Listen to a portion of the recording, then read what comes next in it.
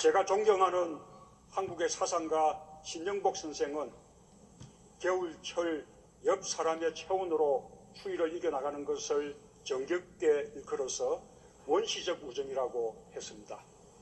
오늘 세계 각지에서 모인 우리들의 우정이 강원도의 추위 속에서 더욱 굳건해지리라 믿습니다. 조갑제 TV 시청자 여러분, 지난 9일 평창 올림픽에 참석한 귀빈들을 접대하는 리셉션이 열렸습니다. 이 연설장에서 문재인 대통령은 연설을 하면서 이런 대목의 이야기를 강조했습니다.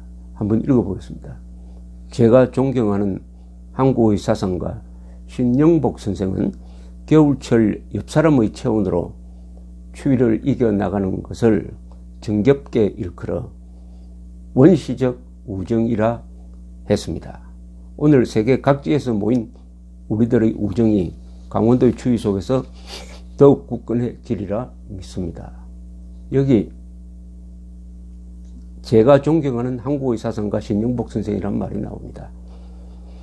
대한민국 대통령이 존경하는 사상가의 사상은 무엇인가? 굉장히 중요합니다. 왜냐하면 존경하는 사상가로부터는 사상적 영향을 받게 되기 때문입니다. 그리고 이 사람의 이야기를 찾아내어서 세계 여러 곳에서 온 고관들 앞에서 그런 연설을 했습니다. 북한의 김영남미도 그 자리에 있었습니다. 그러면은 신영복의 사상과 문재인의 사상은 상당히 유사하거나 영향을 많이 받았다, 이렇게 판단하는 것이 맞을 것입니다. 그런데 앞으로 설명해 드리겠지만은 신영복의 사상은 좌파라고도 할 수 있고 사회주의라고도 할 수 있는데 더 정확하게 말하면은 김일성주의입니다. 북한의 대남 적화 공작에 북한 노동당 정권의 하수 정당이었던 통일혁명당의 간부였습니다. 그 죄로해서 20년 동안 감옥에서 살았고 전향서는 썼지만 나중에 출소를 한 뒤에는 나는 전향서를 형식적으로 썼을 뿐이고 사상에서 전향은 없다, 하지 않았다라고 말한 사람입니다. 그렇다면은 그 신영복 김일성주의자라고 밖에 볼 수 없는 사람을 사상가라고 하면서 그 사상가를 존경한다고 했습니다. 문재인 대통령이 그렇게 이야기를 했습니다. 그렇다면 문재인 대통령이 말하는 촛불혁명의 이념적 정체는 좌익혁명이 아니냐, 대한민국의 자유민주적 기본질서를 부정하는 개헌을 통해서 자유민주의 기본질서를 대한민국 헌법에서 빼버리고 대한민국을 사회주의 독재로 갈 수 있는, 그리하여 북한의 노동당 정권, 즉 김일성주의로 똘똘 뭉친 노동당 정권에 다가가는, 비슷해지는 그런 개헌을, 이것은 헌법 위반입니다. 이런 개헌을 할 수가 없어요. 그러나 그것을 강행한다면은 이것은 국채부정이고 헌법 파괴며 국가 반익이 될 가능성도 있습니다. 그것을 통틀어서 문재인 대통령은 촛불혁명이라고 하고 있는 게 아니냐 하는 의심을 자초하는 일이라고 볼 수가 있습니다. 그러니까 단순하게 이야기하면은 김일성주의 사상가를 존경한다는 대통령이 추진하는 개헌의 목적은 대한민국을 김일성 집안에 갖다 바치려는 것이 아닌가, 이런 의문을 던질 주권자로서의 권한이 있고 여기에 답해야 할 의무는 청와대와 대통령이 지고 있습니다. 조금 더 자세하게 이 신영복 씨에 대해서 이야기를 좀 해보겠습니다. 이 신영복 씨가 몇 년 전에 사망했을 때 빈소를 찾아온 문재인 당시 더불어민주당 대표는 그때 지금 문체부 장관을 하는 도종환 의원과 같이 왔는데 이렇게 이야기를 한 것으로 언론에 보도되었습니다.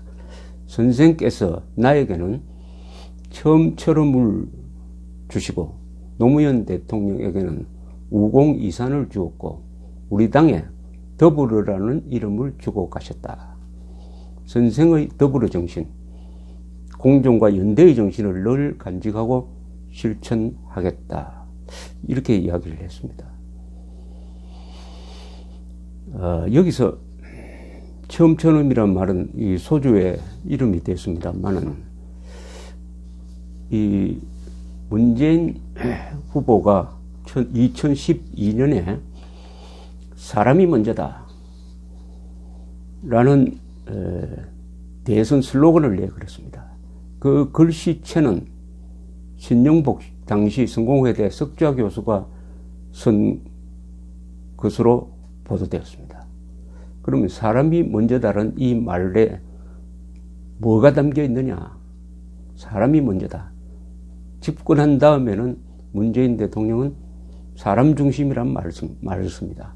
사람 중심의 경제라는 말을 하는데 문맥상 그 사람은 누굴 지칭하느냐 하면 노동자, 비정규직, 자영업자, 소상공인 등을 지칭하는 것으로 보입니다. 상당히 계급적 분류입니다. 거기에는 중산층, 자본가, 기업인, 군인은 포함되지 않는 듯 합니다. 이 사람 중심이란 말이 계속 강조되다가 요사이는 국회 자문위원회에서 낸 개헌안에 국회 개헌특위 자문위원회 개헌안에 놀랍게도 국민이란 이름을 대부분의 헌법조항에서 빼고 그것을 사람으로 넣자 하는 식으로까지 발전했습니다. 이것을 분석하면은 사람이라는 계급적 용어로서 국민이라는 이 국민 주권의 근거가 되는 국민이란 말을 없애려는 계산이 뚜렷하게 읽혀지는 것입니다. 그러면 이 사람이란 말은 북한 노동당 정권의 헌법에 나오는 사람 중심, 그때의 사람 중심은 북한 헌법은 근로인민대중이라고 했습니다. 즉 사람은 인민이란 뜻이죠. 국민은 아니고 전체 북한 주민 중에서 일부만 사람으로 규정을 하고 거기에 속하지 않는 사람은 사람 취급을 하지 않는 이른바 적대계층으로 분류하는 이런 구분법이 굴러서 대한민국 헌법으로 지금 들어올 찰나에 있다. 그런 점에서 문재인 대통령이 그가 존경하는 신영복 성공회대 전 성공회대 석좌 교수의 영향을 받은 것이 아니냐 의심할 수가 있습니다. 이 신영복 씨가 소속되었던 당이 바로 통일혁명당입니다. 통일혁명당은 1968년에 적발이 되었습니다. 그 주범은 김종태라는 사람이었습니다. 이 김종태는 북한에 가서 김일성이도 만나고 김일성의 말하자면 지도 이념인 주체 사상을 그대로 가져와 가지고 한국에 주로 지식인 대학생을 상대로 포섭을 해가지고 통일혁명당을 만들었습니다. 통일혁명당은 북한 노동당의 동생이니까 김일성주의를 지도 이념으로 한다고 보면 뭐 거의 틀림이 없습니다.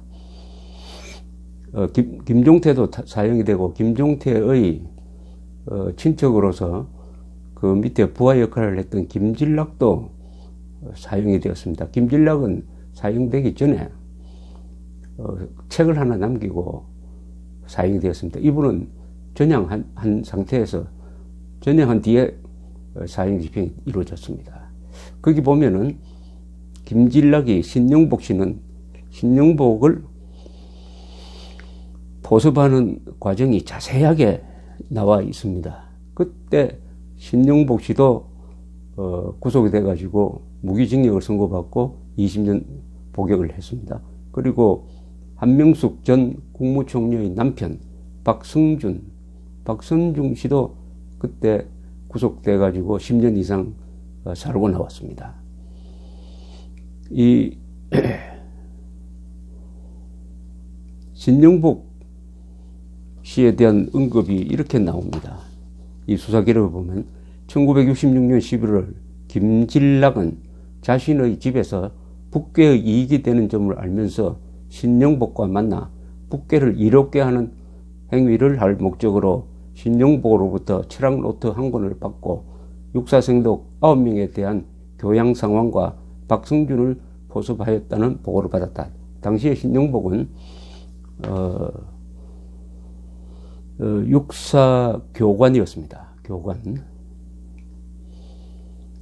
또 이런 대목 나옵니다. 1967년 오후 3시 김진락은 잔디다방에서 신영복으로부터 경제복지화 내에 있는 성원인 박성준을 조정하여 시내 각 대학생 100여 명을 교합 7월 2일 오후 2시 서울 중구 명동에 집결시켜 6.8 부정선거 규탄을 외치면서 서울대학교 치과대학 앞 노상까지 데모 행진을 감행했다는 보고를 받고 신영복을 격려했다.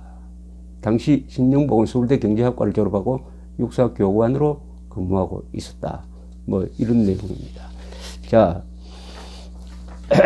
문제는 이 사람이 20년 형을 살고 출소한 다음에 행동입니다. 사상이 공산주의로 갔다가 전향한 사람들이 들어있습니다. 전향하면은 더 강력한 반공주의가 되는 경우가 보통입니다. 그런데 신영복 씨는 출소한 다음에 죽을 때까지 줄곧 통일혁명당 시절의 본인의 생각을 굽히지 않고 공개적으로 그것을 발표를 했습니다. 그것을 잘 알면서도 문재인 대통령은 이 신영복 씨를 사상적으로 존경한다고 말하고 있는 것입니다. 월간 말지 1998년 8월호와 인터뷰한 자리에서 신영복 씨는 이렇게 이야기합니다. 전향서를 썼다고, 감옥에서 전향서를 썼다고 이야기하면서 이렇게 이야기합니다. 전향서를 썼느냐 안 썼느냐가 문제의 본질은 아니라고 생각해요. 전향한 사람 중에도 조직 역량을 침탈하거나 동지를 배신하는 사람도 있고 전향하지 않은 사람 중에도 그런 사람이 있죠. 나는 형식보다 내용에 집중해야 한다고 봅니다. 전향서를 썼다고 하더라도 조직을 배신하지 않으면 되지 않느냐 하는 그런 뜻으로 이렇게 칩니다.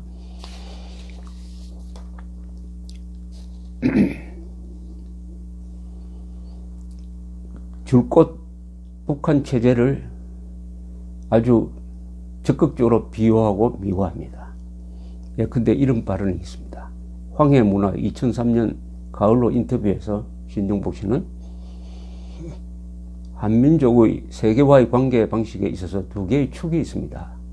그 하나는 주체성입니다. 민족의 내부 결속과 단계를 통하여 주체성을 강화하는 방식이었다고 보여집니다. 북한의 경우에는 주체성을 강화했습니다. 그리고 다른 또 하나의 축은 개방성입니다.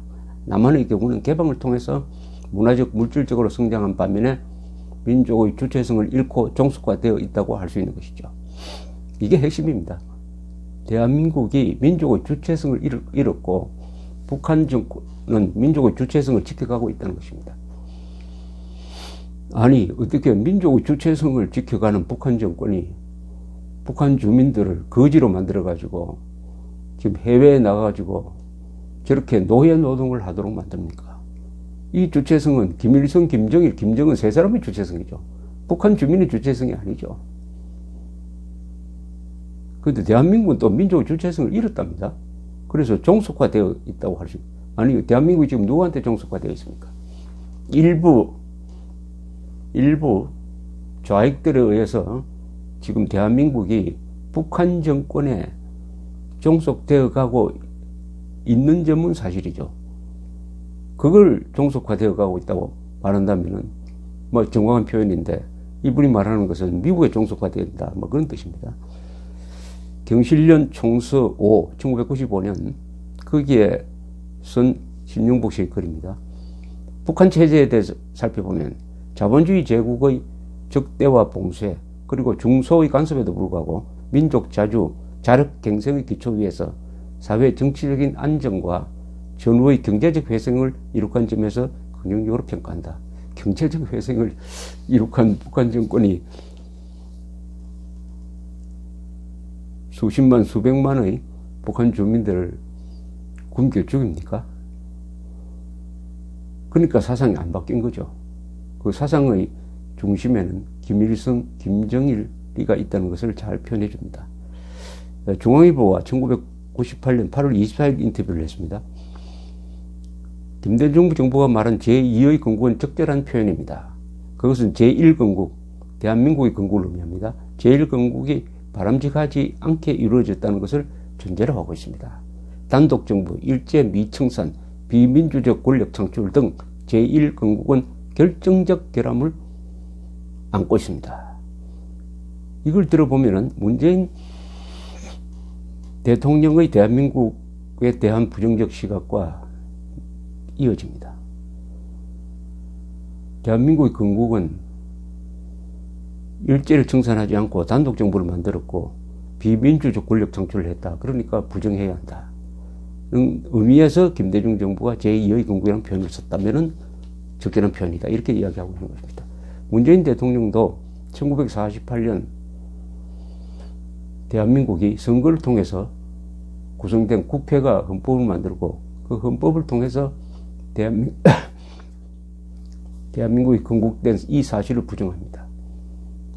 놀랍게도 대한민국의 건국의 정통성을 뒷받침하는 국민 참여 선거에 의한 공정한 선거에 의한 출범이었다 하는 점을 부정합니다. 즉 민주적 정당성까지 부정하면서 대한민국 건국을 부정합니다. 이 신영복 선생으로 불리는 그 동네에서 불리는 사람의 생각과 거의 일치합니다.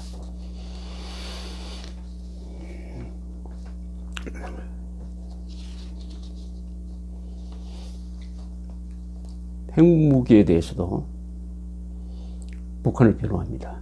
이 신영복 씨는 한반도의 전쟁 위험이라는 것이 북한으로부터 시작되는 것이 아니라 오히려 미국으로부터 올 수 있다는 위기감으로 나타나고 있지요. 황해문화 2003년 가을로입니다. 핵으로 말한다면 사실은 한국전쟁 이후 50년간 핵의 공포 속에서 계속 들었던 건 북한이었어요. 또 2003년 가을로 황해문화 인터뷰에서는 이렇게 이야기합니다. 북한의 평화협정 체결 요구를 적극적으로 지지합니다. 북한의 요구는 명백합니다. 한마디로 평화협정 체결입니다. 평화협정이 아니더라도 평화 보장에 관한 요구이지요. 이러한 요구는 누가 보더라도 미국이 그걸 거부한다는 것 자체가 납득이 되지 않습니다. 미국이 북한 지도자를 일컬어 인민을 굶기는 지도자라고 비난합니다. 그러나 그것은 비유를 하자면 조직폭력배들이 가게 문을 막고 손님들을 못 들어가게 하면서 그 가게의 경영을 나무라는 것과 마찬가지를 할 수 있습니다. 이야, 이거 참 심한 비판입니다. 비난입니다. 미국을 조직폭력배에 비유합니다. 가게 주인은 북한 정권이라 이거죠. 그 조직폭력배들이 가게 문을 막고 장사를 못하게 하니까 가게 주인이 가난해질 수밖에 없지 않느냐 이렇게 이야기합니다.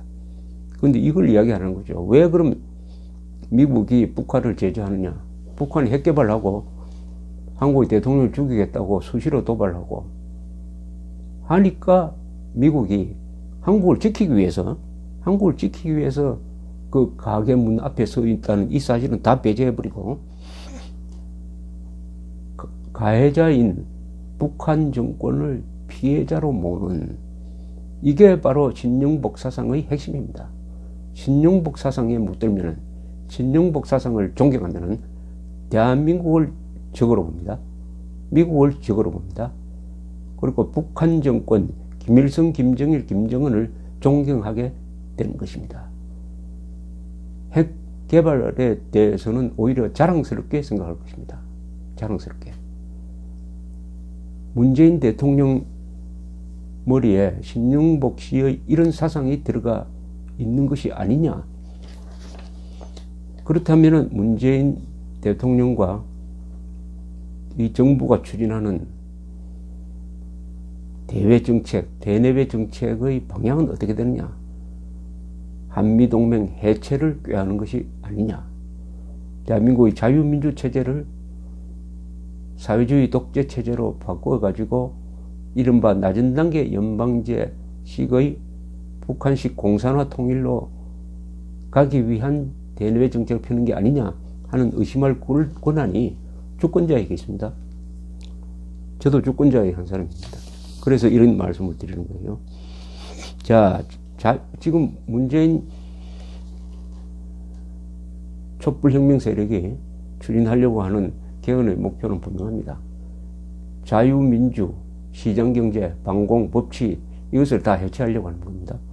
그중 핵심이 자유민주라는 말을 빼려는 것입니다. 자유를 빼려는 것입니다. 여기에 대해서 또한 신영복 씨는 이런 이야기를 합니다. 진보평론 제3호에 게재된 신영복의 글 중에서 이런 게 있습니다. 민주주의의 의미를 부르주아 민주주의의 틀 속에서 이해하는 민주담론은 근대성에 대한 성찰을 포기하는 것이며 민주주의는 다수 의견의 수렴 방식이라는 형식주의를 벗어나지 못하는 것이며 등등. 역시 부르주아 민주주의는 자유민주주의를 지칭합니다. 그러니까 민주주의는 자유민주주의를 극복해야 된다. 이런 뜻입니다.